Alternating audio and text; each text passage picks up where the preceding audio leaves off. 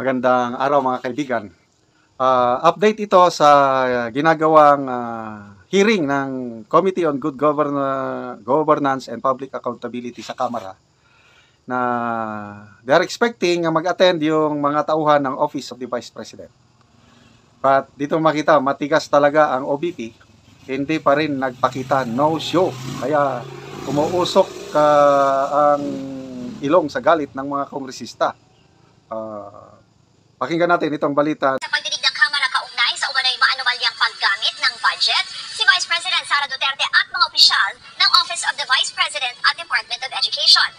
Dumalo si OVP spokesperson Michael Powa dito inanunsyo ang kanyang pagbibitiw sa pwesto bilang tagapagsalita ni VP Sara. Para sa iba pang detalye, tuloy-tuloy pa rin nga yung pagdinig ngayon ng House Committee on Good Governance at dismayado yung mga kongresista na hindi na naman pagtipon ng 7 opisyal ng Office of the Vice President at Department of Education na pinasasagot ng komite para sa mga irregularidad sa paggasta ng confidential funds ng mga opisina ni VP Sara Duterte noong 2022 at 2023. Nag-i-issue lang ngayon ng subpoena ang komite pero kung hindi pa rin daw titipos sa susunod o ikalimang pagdinig ng mga opisyal, papipilitan na silang i-cite in contempt ang mga ito. Kasabay nito, inanunsyo ng komite na nakaalis na nga ng bansa si OVP Chief of Staff Zoraida Lopez na isa sa mga gusto nilang questioning. Lumipad na raw pa Los Angeles, California si Lopez kagabi.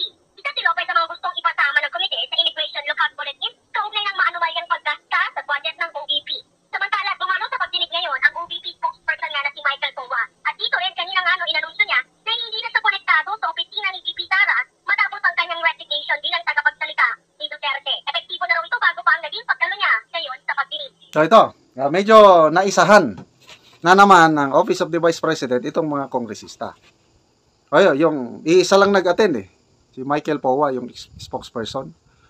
Kaya lang, effective December 30, 2024, ano na siya, resigned na siya. Ano ngayon?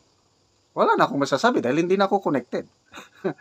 Yung 7 naman na iniimbita, hindi rin nagpakita. Kaya inisyuhan na sila ng lookout order o lookout bulletin ng Bureau of Immigration para hindi sila makalabas ng bansa. Then, yung isa, yung Chief of Staff, nakalipat na pala. So, yun. Anyway, kung talagang may anomalya dito, dapat kasuhan. Ito naman kasi, makikita mo, may political agenda . Tapos yung confidential funds pa ng 2022 ang hanggang ngayon pinag-uusapan niya, nasa ano naman. Dapat yun, nasa kamay na ng nasa kamay na ng, what's this? Nasa kamay na ng COA. Bakit hindi nila tinatantanan si VP Sara? So, anyway, battle of wills na ito. Talagang palaban na rin ang Office of the Vice President. Kita ko si VP Sara, come what may. Kasuhan nyo, kung kasuhan nyo ako.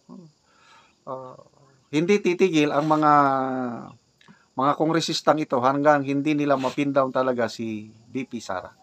Kasi ang nito, ang nakikita na plano is gagamitin nila ngayon itong mga ebidensya kunuhay sa confidential funds paggamit para grounds for impeachment.